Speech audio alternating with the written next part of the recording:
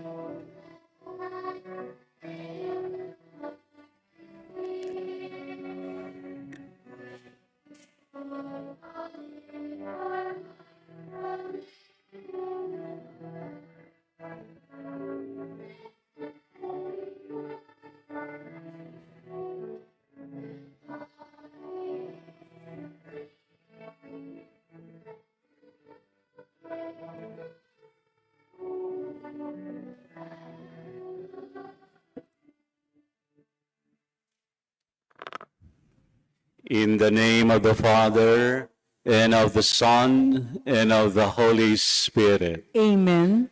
The grace of our Lord Jesus Christ, and the love of God, and the communion of the Holy Spirit be with you all. And with your spirit, Today, our Holy Mother Church celebrates the optional memorial of Saint Rita of Cascia.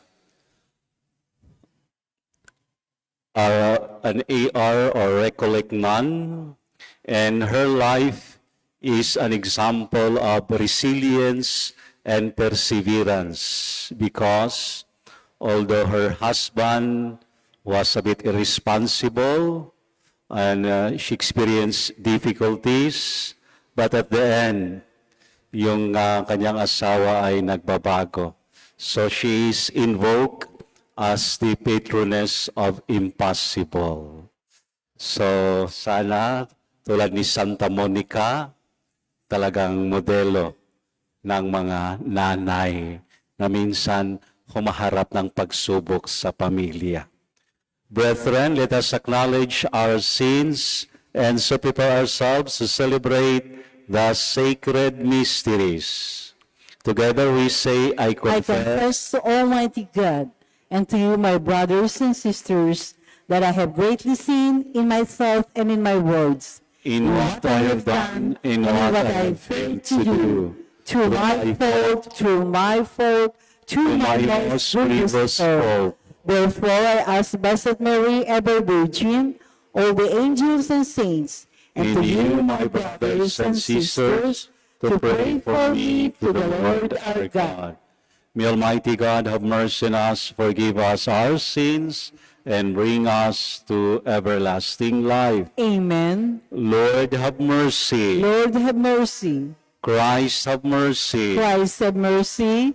Lord, have mercy. Lord, have mercy. Let us pray.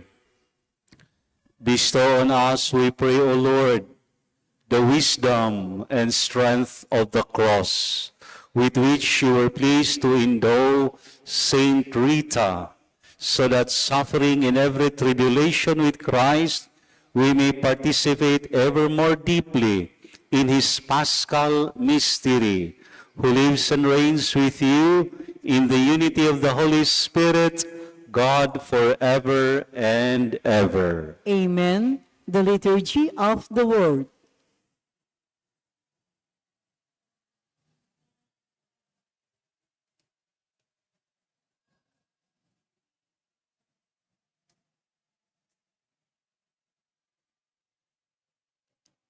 A reading, a reading from the Acts of the Apostles.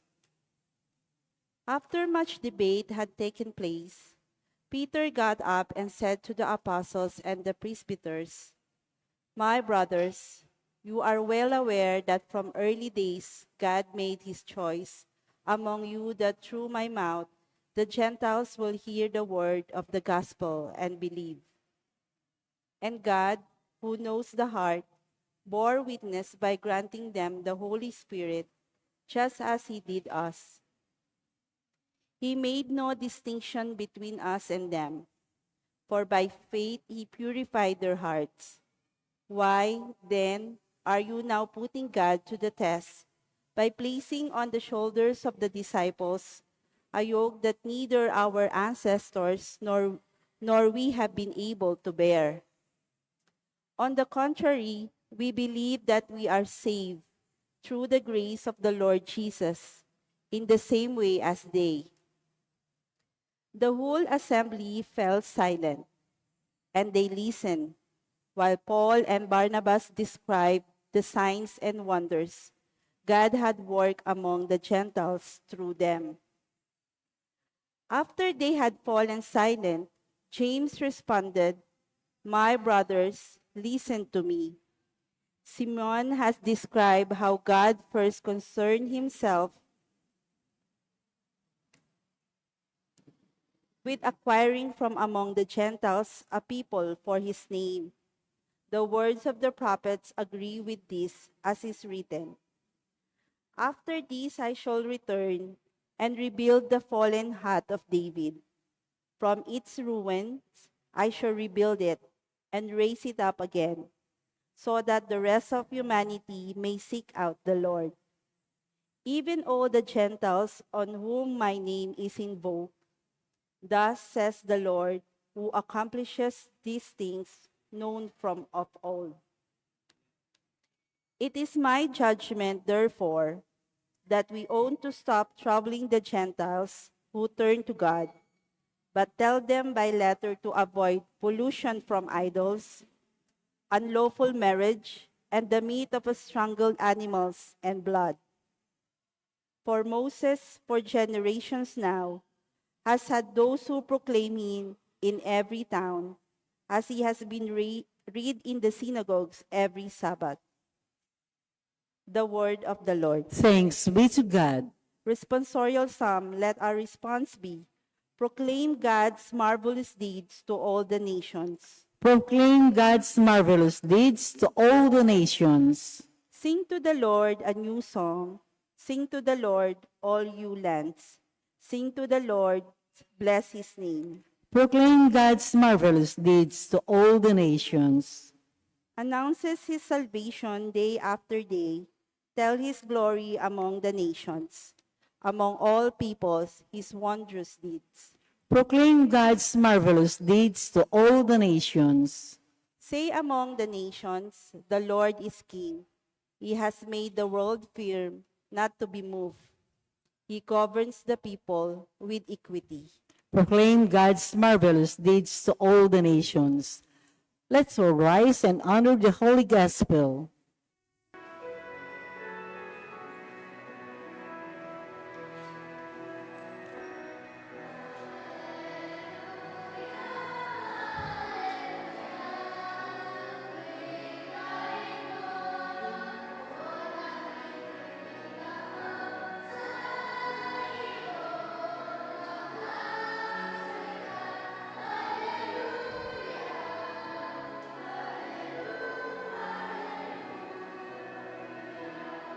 All together, please.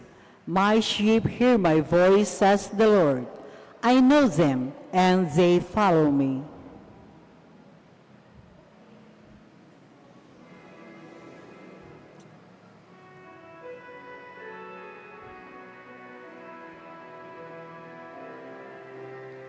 Hallelujah.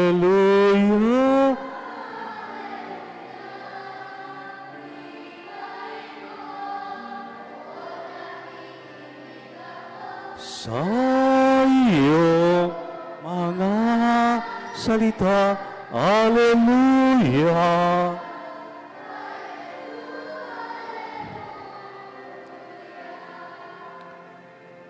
The Lord be with you. And with your spirit, A reading from the Holy Gospel according to John. glory to you, O Lord. Jesus said to his disciples, "As the Father loves me, so I also love you. Remain in my love. If you keep my commandments, you will remain in my love, just as I have kept my Father's commandments and remain in his love. I have told you this so that my joy might be in you and your joy might be complete." The Gospel of the Lord. Praise to you, O Lord Jesus Christ.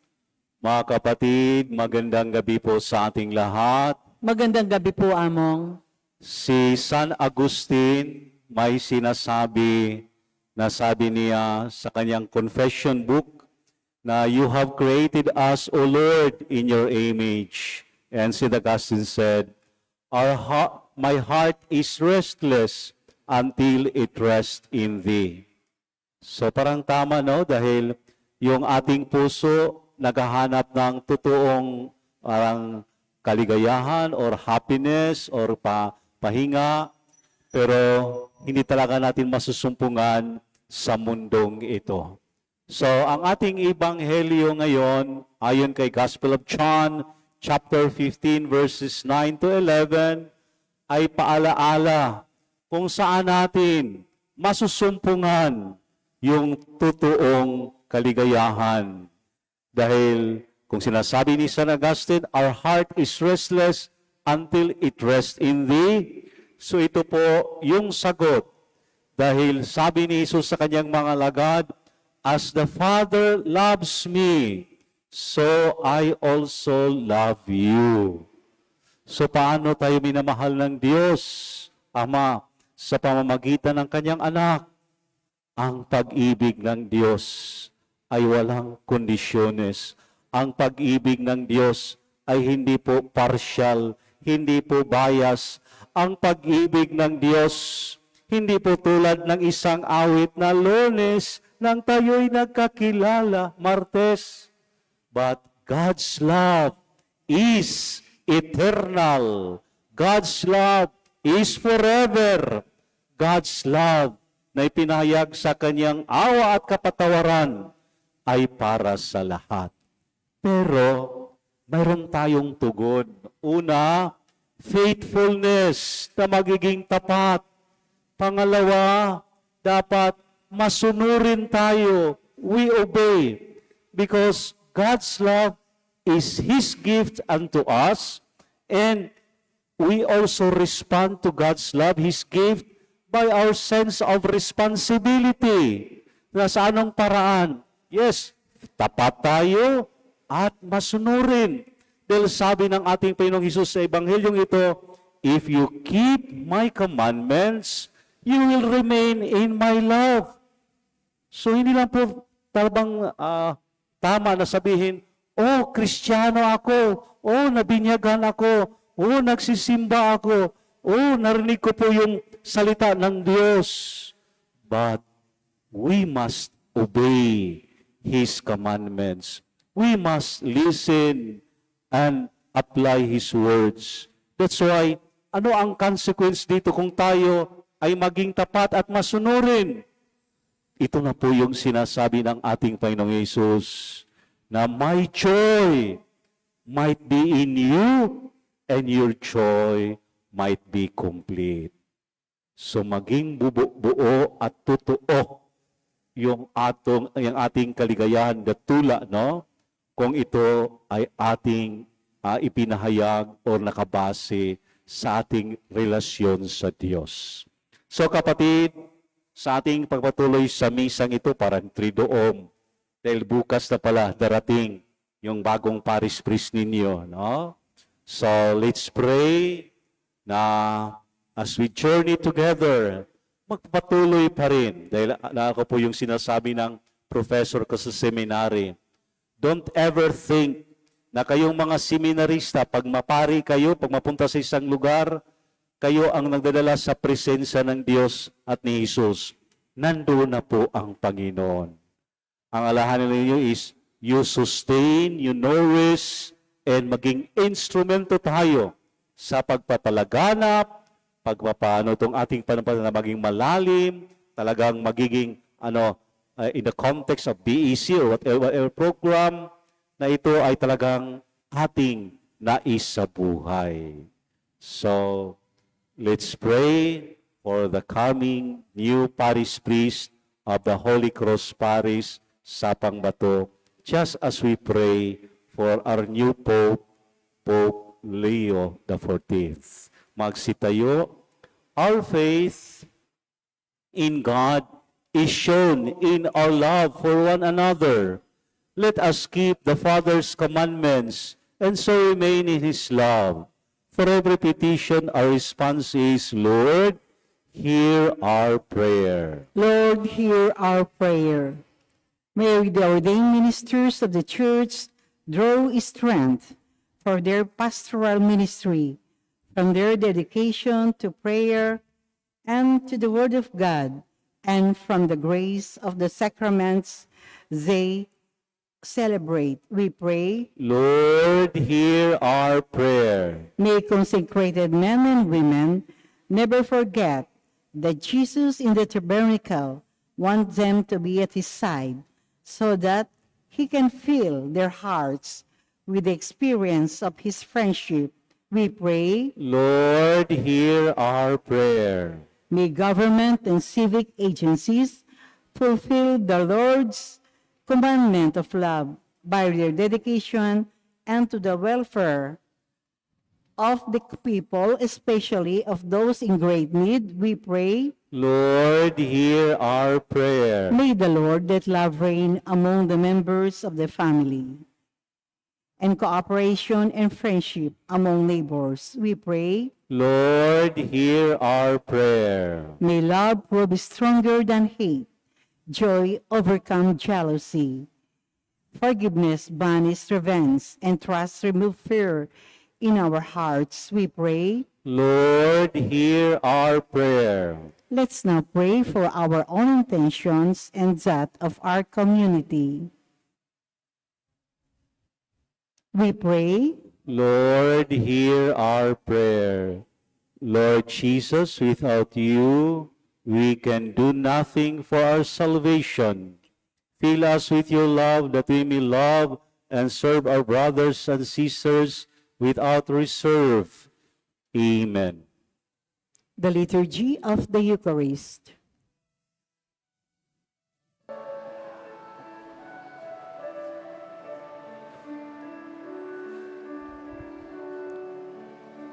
Ko na.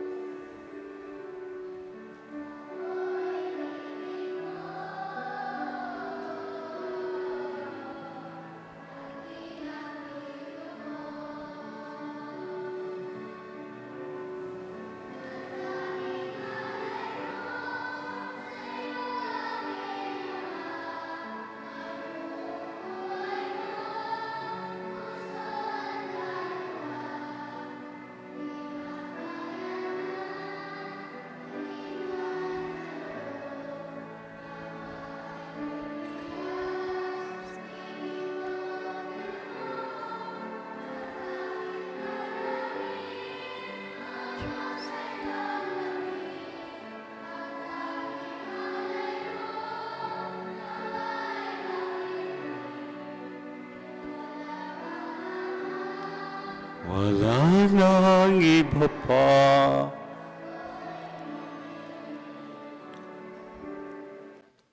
Pray, brethren, that this sacrifice, the Holy Eucharist we offer, may be acceptable to God, the Almighty Father. May the Lord accept the sacrifice unto your hands for the praise and glory of his name, for our good and the good of all his holy church. May these offerings of our service placed on your altar in commemoration of Saint Rita of Cascia be acceptable to you, O Lord, we pray, and grant that, release from earthly attachments, we may have our riches in you alone, through Christ our Lord. Amen. The Lord be with you. And with your spirit, Lift up your hearts. we lift them up to the Lord. Let us give thanks to the Lord our God. It is right and just.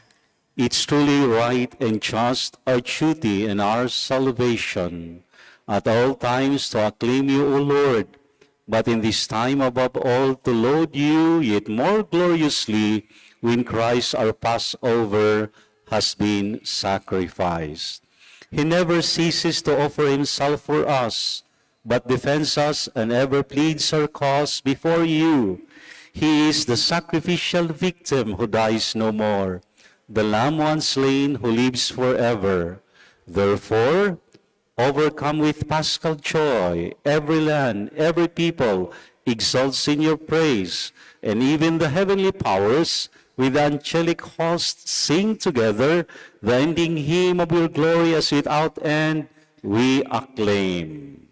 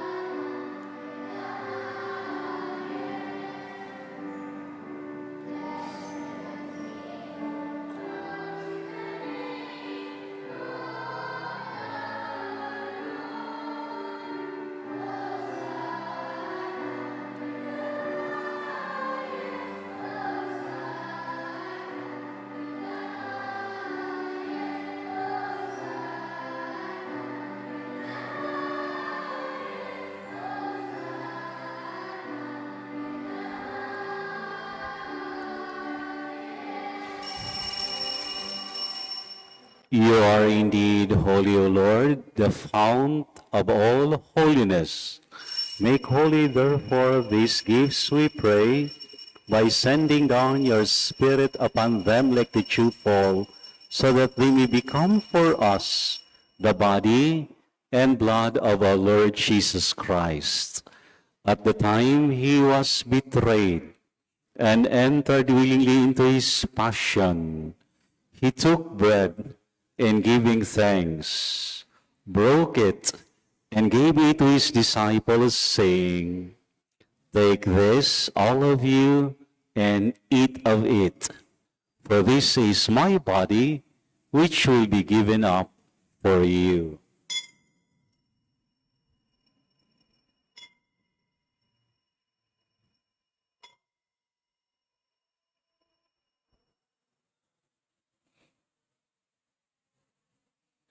In a similar way, when supper was ended, he took the chalice, and once more giving thanks, he gave it to his disciples, saying, "Take this, all of you, and drink from it.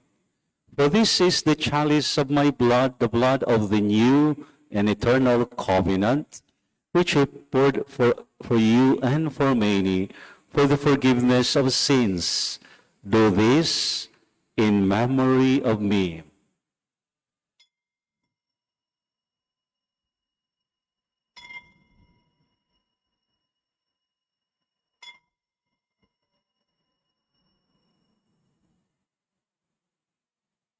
The mystery of faith. When we eat this bread and drink this cup, we proclaim your death, O Lord, until you come again. Therefore, as we celebrate the memorial of his death and resurrection, we offer you, Lord, the bread of life and the chalice of salvation, giving thanks that you have held us worthy to be in your presence and minister to you. Humbly we pray that, partaking of the body and blood of Christ, we be gathered into one by the Holy Spirit. Remember, Lord, your church spread throughout the world. Bring her to the fullness of charity, together with Leo XIV, our Pope, and Florentino, our Bishop, and all the clergy. Remember also our brothers and sisters who have fallen asleep in the hope of the resurrection, and all who have died, your mercy, welcome them into the light of your face.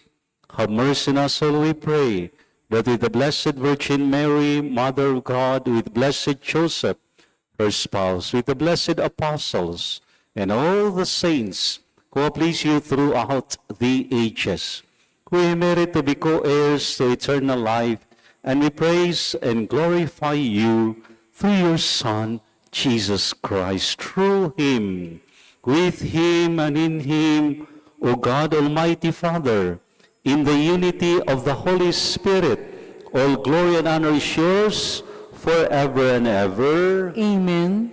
At the Savior's command and form my divine teaching, we dare to say,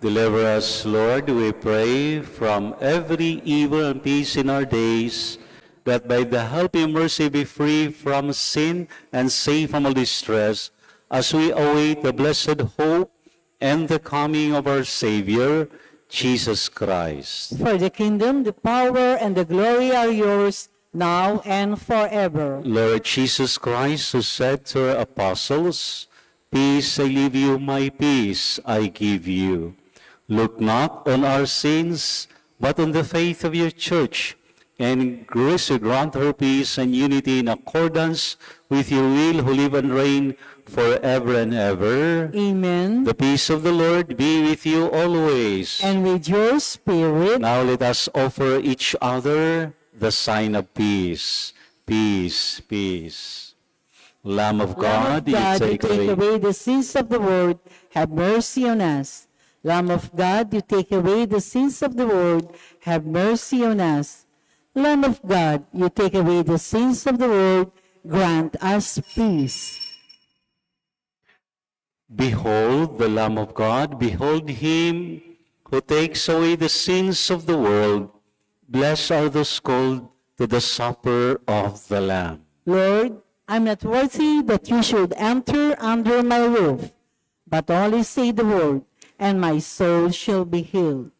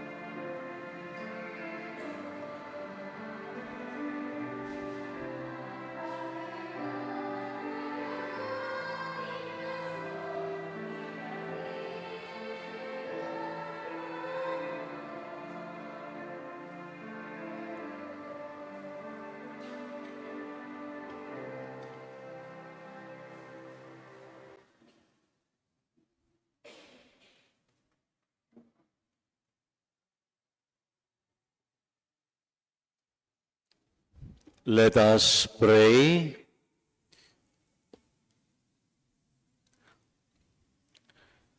We pray, Almighty God, that we who are fortified by the power of this sacrament may learn through the example of Saint Rita of Cascia to seek you always above all things, and to bear in this world the likeness of the new man, through Christ our Lord. Amen. The Lord be with you, And with your spirit. and the Almighty God bless you all, the Father, and the Son, and the Holy Spirit. Amen. Our celebration is over. Let us go in peace, glorify the Lord by our life. Thanks be to God.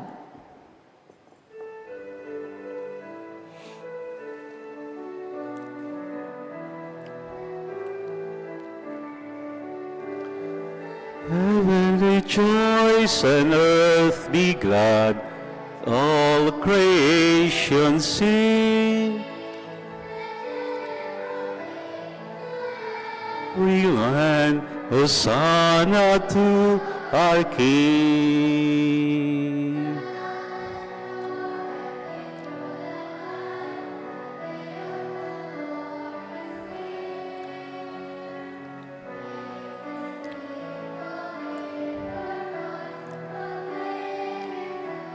Come on, let heavens rejoice and earth be glad, let all creation sing. We lend not to our King. In the name of the Father, and of the Son, and of the Holy Spirit. Amen. Good evening. Good evening po, Amo.